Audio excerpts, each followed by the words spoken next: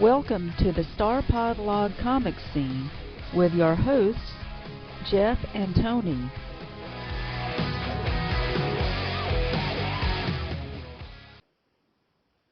Hi, I'm Jeff Wiley.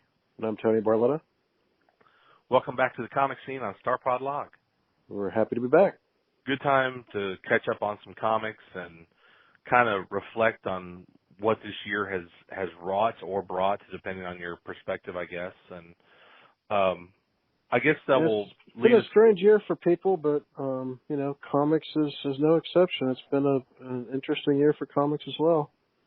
Oh, certainly. I mean, the top story of 2020 in comics is kind of the top story of every other aspect of our lives, and that's the pandemic. Yeah, certainly it has changed people's buying habits. It's changed distribution system for one major company. It's changed a lot. Comic stores had to make a go of it with being closed down for a number of months. Some of them never, unfortunately, reopened. Yeah. You know, and it's a shame. You saw a lot of comic shops going online, doing auctions and big sales on like Facebook Live, Instagram Live, YouTube, just trying to, keep their head above water. Right. Absolutely. It's sad because comics are such a close-knit community that no matter where you shop at, you're still cheering on other stores. And it's sad because, whenever anyone sees a comic store go under, they feel their pain, even if they didn't shop there. So let's kind of, shift gears here just a little and talk about maybe, do you think anything good came, well, let me rephrase that.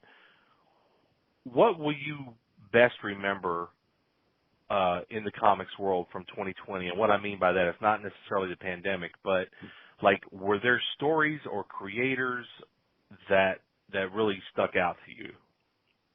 Well, I guess we'll never know what the year would have looked like without the pandemic, but I guess having that shut down for a period of months, it seems sometime around, at least by May or June, whatever big events were planned ended up being rolled out anyway.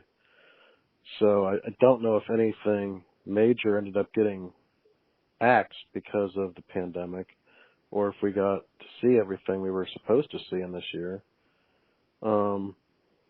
There's certainly big highlights. DC Comics has had a hard time of it, and there's rumors they might not even continue. They've had a great success there with the Dark Knight's Death Metal series and all the tie-ins. They've had big success there with the Three Jokers. Two of their top creators with Jeff Johns, Jason Fabok, trying to bring back what made the Killing Joke so special there.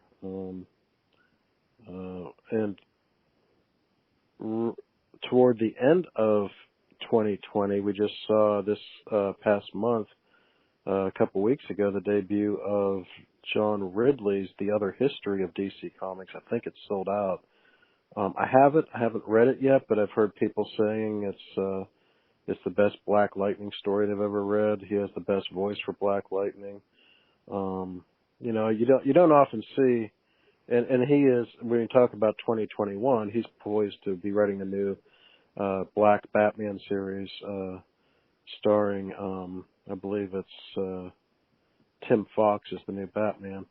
But you don't often see a creator like John Ridley, who won Academy Award for writing 12 Years a Slave, go back to writing comics again. It's pretty remarkable there. So that book in itself is probably going to be looked at very specially. You had the big hype around Teenage Mutant Ninja Turtle book, which was pretty unique. You don't really see an indie book with the kind of hype that had.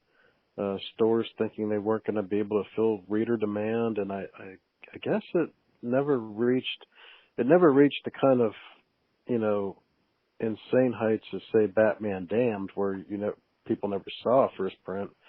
They just had to limit people to one per person, but I think a lot of fans ended up getting the book that wanted it.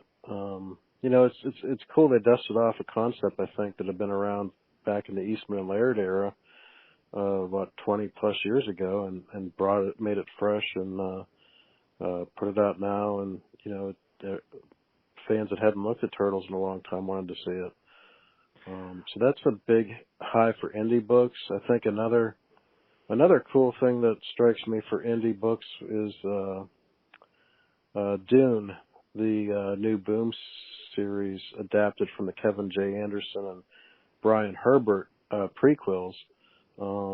Gorgeous comic. Dune has a ton of fans. Everybody wants to see that new movie. It's great timing to bring out a new Dune series. I'm sure Boom's had a ton of success on that. You had a really cool cover there with Jay Lee covers, and the one I got where the worm was eating, it looked like the worm was eating them, and you open it up and you can see inside the worm. It's really cool. Boom is actually, they are the publishers of Something is Killing the Children, correct? Yeah. Boom has had a pretty good year, all things considered. They also had a movie. Many people didn't see it. I saw it. I enjoyed it a lot. It wasn't anything like the comic. It was seemed totally different, but I enjoyed The Empty Man. I enjoyed Colin Bunn's comic, The Empty Man, a lot. And I think he writes horror better than superheroes. And his comic was good, so I wanted to see what the movie was like. And it's a surprisingly strong supernatural kind of suspense film that I thought was really strong. It came to the theater and left pretty quick. It's weird seeing movies in theaters these days, but I was pretty impressed with it. It was a much better movie than I anticipated. And to that point, I know that we're recording this on December 12th, and you just saw Wonder Woman last night. Is that correct? A few days ago, yeah. A few days ago? The original one from a couple years ago. My bad. I thought you went to see the new one. No, they reshowed the old one to get people ready for the new one. Oh, I got you. AMC's showing old movies for $5 to get people in the theater and get them excited again for movies. And I thought, hey, why not see that again on the big screen? And it's just as exciting as it was, when I saw it a few years ago. No, definitely a good film. I went to see that one twice in one weekend. I was really, really impressed with it. I'm looking forward to 1984. I'm actually going with some friends on New Year's Eve to go check it out. Awesome. That's why I asked you. I thought maybe you had a advanced screening or something. No, I just saw the old one second time through. Yeah, it was fun. So on the topic of big events, comic book events in 2020, would you say that Donnie Cates is the creator of the year? He's got to be in contention, certainly. His Thor comic, his previous stuff at Marvel, especially with Thanos and also his what else was hot? He especially Thanos and Doctor Strange, but really Thanos. I mean, that was really going to fourth printings, and now his Thor run, I'm seeing upwards of fifth printings. Yeah. So his Thor run's taken off. And now for is it the second year in a row, or was it 2 years ago? It's kind of running together. Marvel's had another big event around a Venom series. The new one's King in Black. Right. Before they had another Venom event just a year or so ago. And he has a brand new Image book that's really popular now too. Crossover. Crossover, yeah.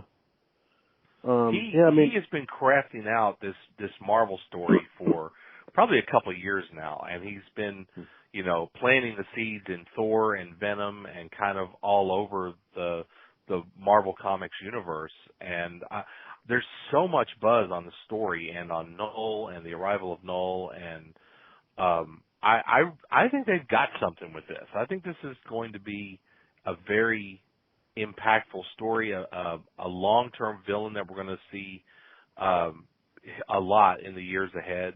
I think they've really, the way they retconned the symbiote story is kind of interesting too. The planet of symbiotes and. Yeah, I mean, you have in Donnie Cates someone who, you know, he's made everything he touched tremendously more popular than it was before he got there, for Marvel especially, and it's exciting to see. I would say his work at Marvel is certainly one of the pillars that you look at in 2020, alongside Nick Spencer's Spider-Man run, which it seems has been turned into a weekly comic at some point. I mean, every week there's another Spider-Man. There's another Spider-Man tie-in. I mean, they've noticed how popular Spider-Man is and turned it into a weekly pretty much. Until King in Black, I think that was the first week they didn't have a Spider-Man book on the shelf because King in Black was on the shelf. And also you still see this popularity there with Hickman's X-Men, which was the story of last year. And this year, I mean, he had the 24 part X of Swords crossover that seemed pretty popular too.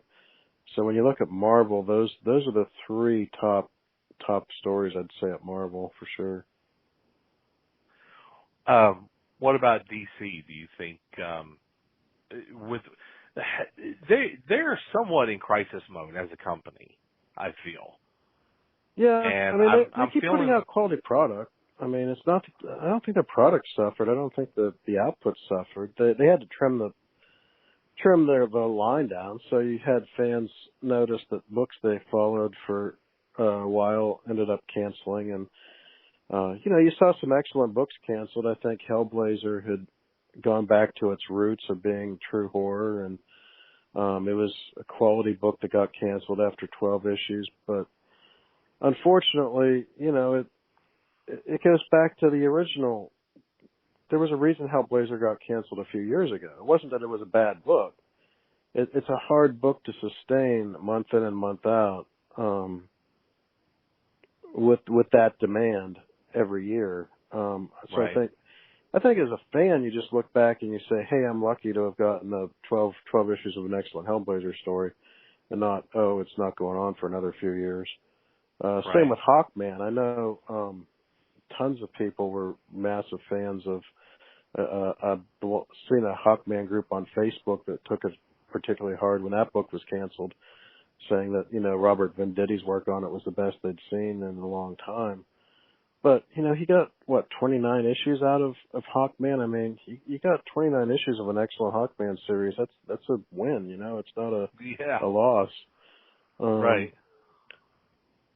And at some point, the creator has to leave, or the book dips in quality. So, why not get out before that happens? So, yeah, we lost some books along the way. Batgirl's gone, and Teen Titans are gone, but other things will take their place, I'm sure. They still got the Dark Knight's death metal going strong. They got Batman is still massively popular. His own title plus the specials like the three Jokers. And I'd say if you look at creators over at DC, I mean, Tom King still, huge creator last year, still a big creator there this year again. I mean, he's doing the Rorschach series, and it's pretty doing well, I believe. You don't just hand someone Rorschach who can't bring that level of sophistication to the property. Right. And you've seen what he could hit the popularity of his last book there, Mr. Miracle. He ended up doing Adam Strange Adventures. So he has that ongoing, and his brand new, highly anticipated, took forever to come out, Batman and Catwoman just came out, the first issue just came out of that. And it seems DC is using that Black label more and more to be books that they want to highlight fans to purchase. Well, Not so the much Black as, label has been so well received, and it's also, for all intents and purposes, they're not canon. For all intents and purposes, they're Elseworld stories. So they kind of have a blank slate. They can do whatever way they want with the Black label line, which I'm all for. I'm wondering if they're using it more and more though, just to highlight, hey, buy this. It's like, this is our new thing. Maybe if we put Black label on, it'll sell more. It's definitely it's almost it's very comparable to Marvel's Max line, where it's kind of an 18 and up audience they're aiming for. Yeah. I mean, I don't know the future of their oversized graphic novel miniseries that had been so prevalent last year. I mean, we saw The Question come out this year by Jeff Lemire, which was excellent. You saw, when you talk about canceled titles too, I was just thinking, because you saw Harley Quinn and the Birds of Prey by Palmiotti and Amanda Conner, and that's the first time they'd touched that character in a number of years, and that wrapped up. But that format, that prestige format graphic novel, other than the latest Other History of the DC Universe by John Ridley, you don't really see that used much anymore. So I don't know if they're abandoning that format. But I mean, looking at the character itself, though, of Harley Quinn with Palmiotti and Conner, that was one of DC's hottest properties for as long as they were on that book. And now it's canceled. It's gone. Harley Quinn, one of the most popular characters of DC, doesn't have a title anymore. Yeah. You're right. You're absolutely right. Well, what are you looking forward to in terms of comics as 2021 approaches? I'm looking forward to seeing how the King in Black storyline unfolds, and I'm hoping that it is that it lives up to early expectations. Yeah, I mean, it started strong. Should end up being something really exciting in 2021 for sure. I don't know if I can recall any other upcoming Marvel projects coming out next year that I recall hearing. I mean, obviously DC is all about future state with new versions of all their heroes. It's only going to be 2 months long. It feels to me like a tryout. It feels like let's get people excited for 2 months to try out new versions of characters, and then we'll figure out which ones we want to keep around in the continuity later on. Yeah. I mean, back in the 80s, I remember at both companies, Jon Stewart was the only Green Lantern a good period of time, and the same time over at Marvel, Rhodey was the only Iron Man for a period of time. And those characters but the originals came back, but the characters themselves that replaced them were so popular they were kept around in a variety of projects off and on over the years. So I'm guessing that's where they're aiming with this, because I don't think we're going to see Bruce Wayne, Clark Kent, Diana Prince disappear. I just think that they're wondering if, like Peter Parker and Miles Morales, can they have two versions of the same character that are popular and figure out ways to use them? Right. It seems the Batman concept that Ridley's working on is going to be massively popular, I anticipate. I think so, too. And the other one that's surprising is they feel so confident with the new Hispanic Wonder Woman that they're giving her a TV show already in development at CW. I saw that, and I also read where the country of Brazil had already gone bonkers for this concept. Yeah. That's pretty awesome. Yeah. And, it isn't really a new concept. I mean, there have been other Batmans before, and there's been a period of time where Wonder Woman was Artemis.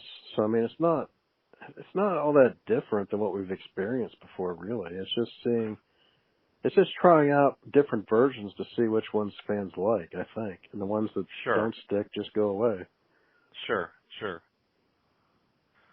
Well, speaking of things that are, something to look forward to in 2021 and beyond,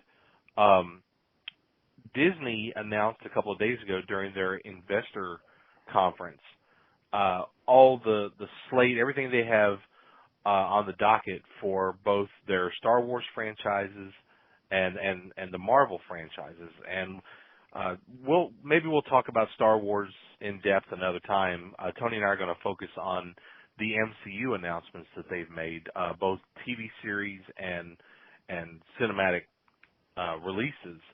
So they announced close to 20 property or 20 new shows or movies that are on the horizon for the next 2 to 3 years. And before we start getting into names, Tony, I want to ask you, there was a big criticism of Disney for wearing out the Star Wars franchise and kind of overdoing it and creating too much content. Do you think that Disney's going to make that same mistake with Marvel? Well, I don't think so. I think comics have done that and done that for a number of years, and they've been successful in doing it. Whereas you flood the shelves with a number of titles far more than anyone can ever keep up with, and more expensive over each year in and year out.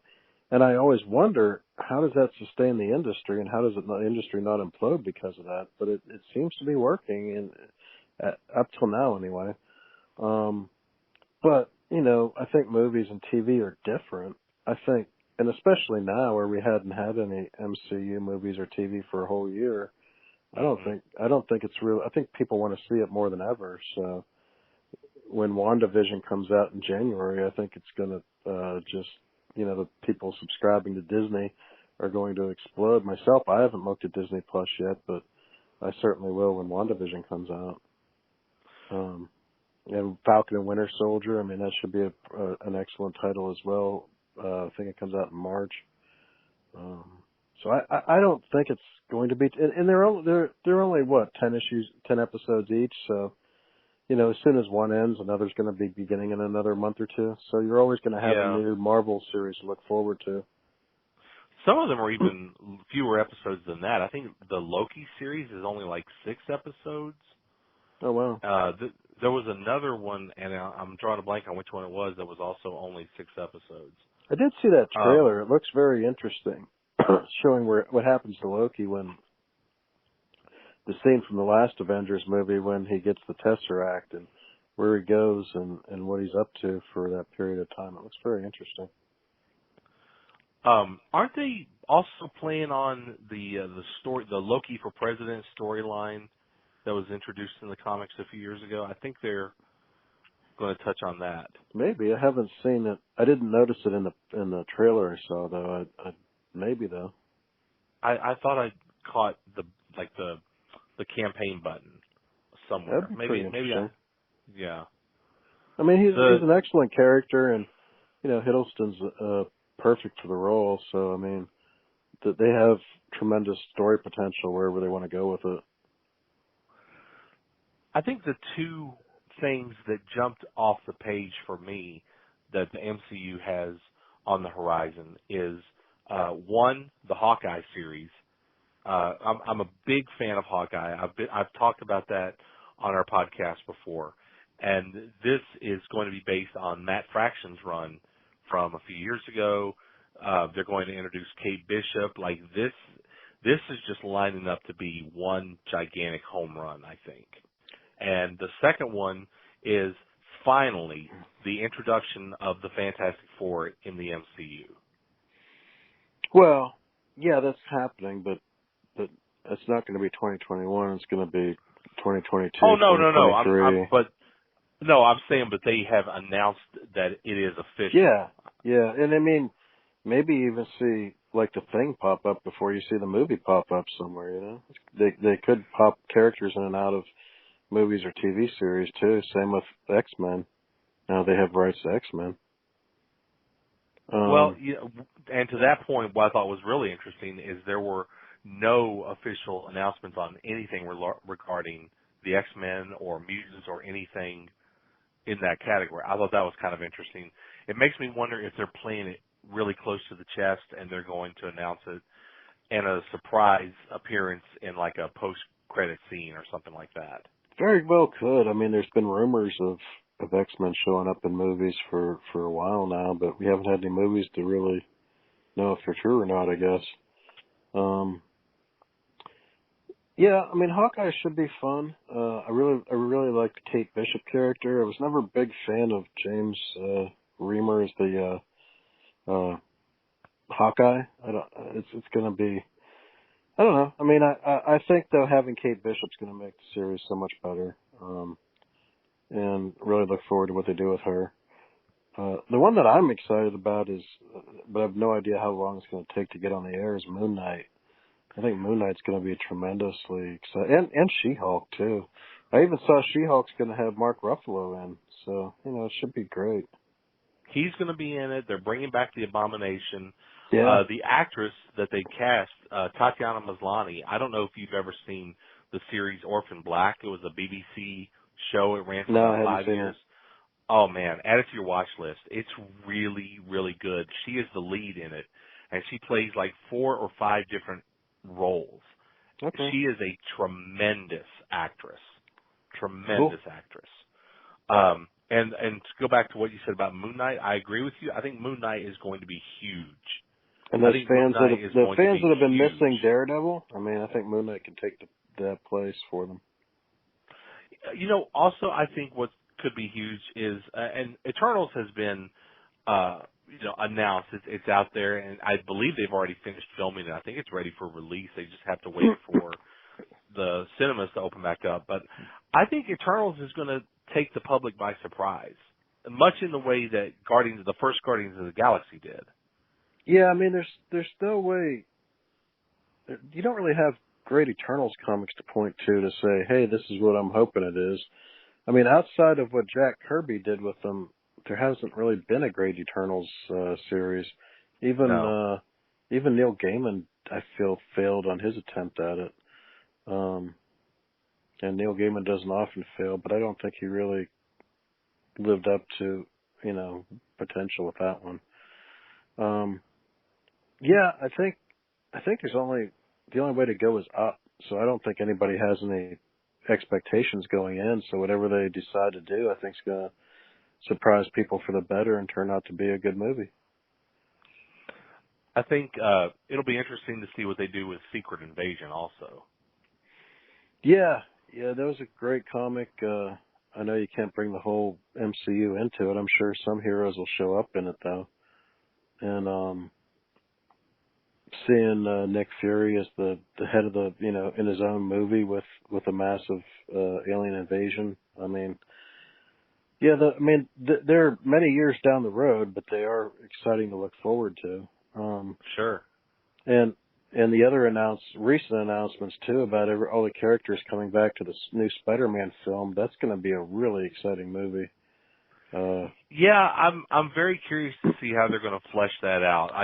I have said to other people, I can't remember if I've said this on the podcast or not, but I think that Spider-Man 2 is the best non-MCU Marvel movie ever made. So I will be very curious to see what they do. Are they bringing back Tobey?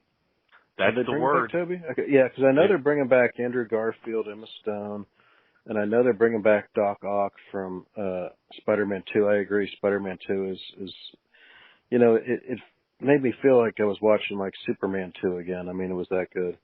For me, it was like watching every Spider-Man comic I read as a kid come to life on the big screen. Yeah, they really got the pathos of it. Yeah. It's a shame they got, it was such a letdown on Spider-Man 3, but I think that was just because there was, it was too much interference from the company saying use all these villains probably, and we don't want you to go with just Sandman, something to that effect, and they just put too much into it. But yeah, I mean, I like, for the time he was Spider-Man, I like Garfield too. I mean, the second one suffered from far too much stuff going on. We got Jamie Foxx coming back again as Electro. You got Alfred Molina as Dr. Octopus. You got Toby and Mary Jane coming back from the original. You got Garfield and Emma Stone. I mean, it's gonna be wild. And it's also been said Charlie Cox is Daredevil. Yeah, I heard that. I also heard he would make an appearance in She-Hulk, which makes sense because they're both lawyers. Right. Yeah. But they're certainly planting the seeds for the Sinister Six to make an appearance. That it looks like kind of where the direction they're going with this. They've already introduced the Vulture, and there was I'm completely drawing a blank on the details, but in the post-credit scene from Spider-Man Far From Home, wasn't there kind of a nod to the Sinister Six? We had Do you remember that? You had the prison scene with right. Michael Keaton's Vulture in prison talking to the Scorpion. So you have the Vulture, the Scorpion, so that Doc Ock will be showing up, so you can put a version of Sinister Six together pretty easily. I think you got Electro showing up, maybe. Yeah. No, it's a lot to look forward to. It's a lot on the horizon. I feel Spider-Man Far From Home was a bit of a letdown. It wasn't a bad film at all, but the first one, Homecoming, was tremendous, and I think it was it didn't live up to Homecoming. But I think this one is going to be like maybe the Spider-Man movie to end all Spider-Man movies. I think they had the right casting with Jake Gyllenhaal as Mysterio, but I'm kind of with you. Like it just fell flat for me, and I have had people say to me it's the best Spider-Man film ever, which no. But I mean, if you've ever read a Spider-Man comic, you know Mysterio is a bad guy. Right. So I mean, the big reveal that Mysterio is bad. I mean, how is anybody surprised by that? And the whole film seemed to revolve around that rationalization that he's evil. Well, of course he's evil. He's Mysterio. Right. I mean, the thing that was the only surprise to me was Mary Jane figuring out who he was on her own. Yeah. And that was kind of an interesting little twist. But yeah, I mean, most of it was just, it was an okay film. It's if it was a TV series, it would be just an average episode of a series, I felt. That's a good way to put it. Yeah. That's a good way to put it. So, any final thoughts as we wrap up our conversation on 2020? I mean, it's going to be interesting though to see the future of films. I mean, I don't know how much longer we're going to keep getting multi-million-dollar films unless the movie industry rebounds. You've already heard about Warner Brothers putting their movies on HBO Max the same day they debut for all of next year. And I just saw a headline saying AMC theaters need $750 million to make it through next year. Wow. Regal shut down totally until indefinitely because of James Bond being postponed. So, I mean, I have no interest in renting a movie for $20. I have a 37-inch TV screen. I mean, it's HD, but I have no interest in paying $20 to see a movie on my TV screen, or getting really, really excited about a subscription to Disney Plus or HBO Max to see the latest movie. TV series are fine. I like watching series on it, but not to see the biggest movie.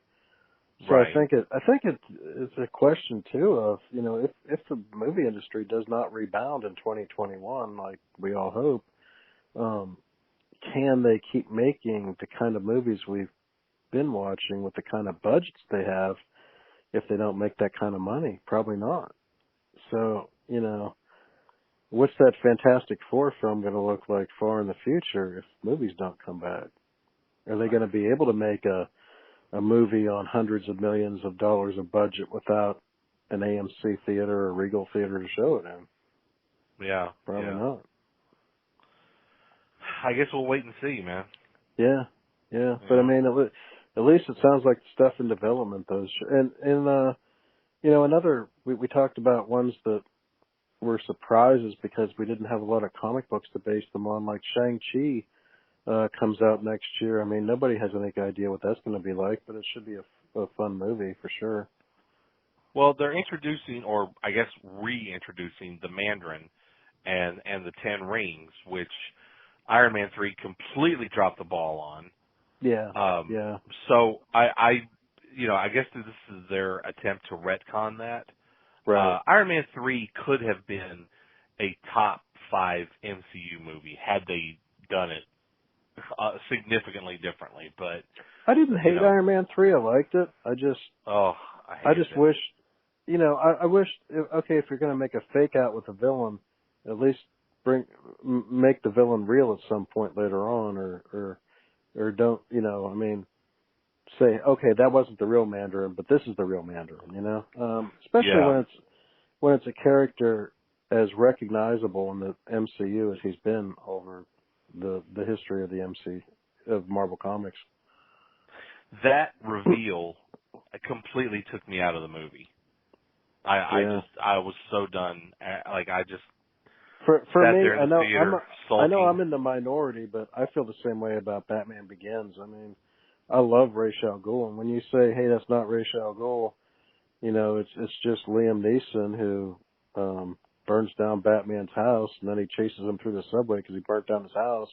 It's like, that's not Ra's al Ghul. I mean, I want Ra's al Ghul. Right. No, I agree.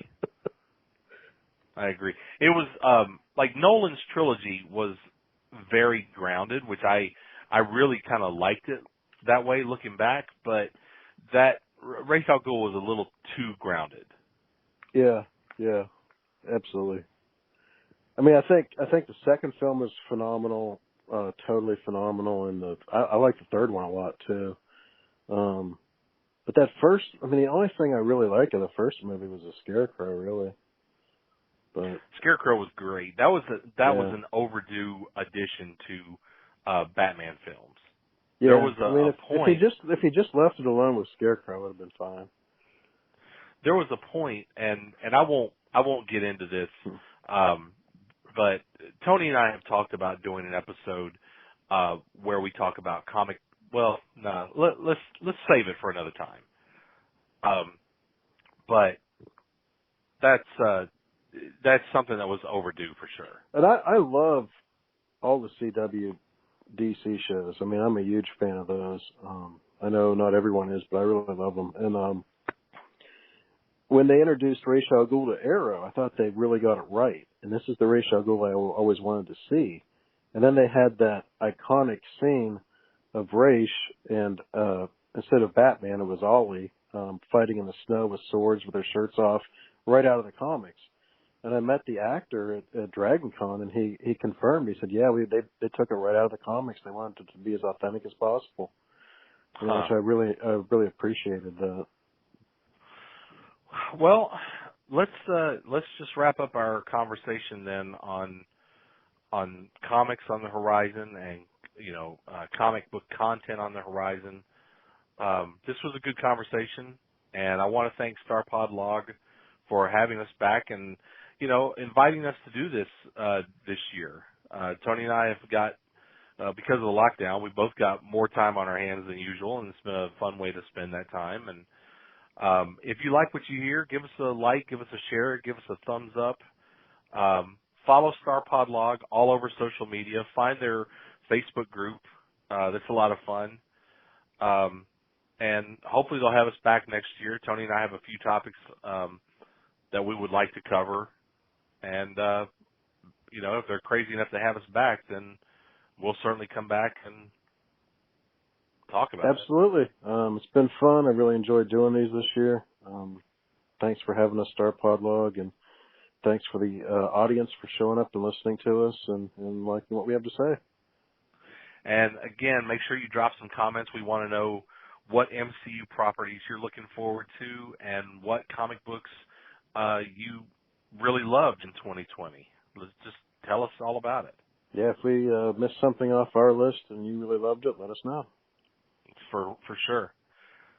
So just to wrap it up, my name is Jeff Wiley. And I'm Tony Barletta. Thanks for listening to the Comic Scene on Starpod Log, and we'll hopefully see you again in 2021. Stay safe. Happy New Year, everybody.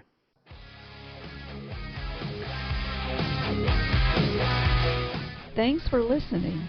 Make sure you hit that subscribe button and join our Facebook group. Live long, and may the Force be with you. Nanu Nanu.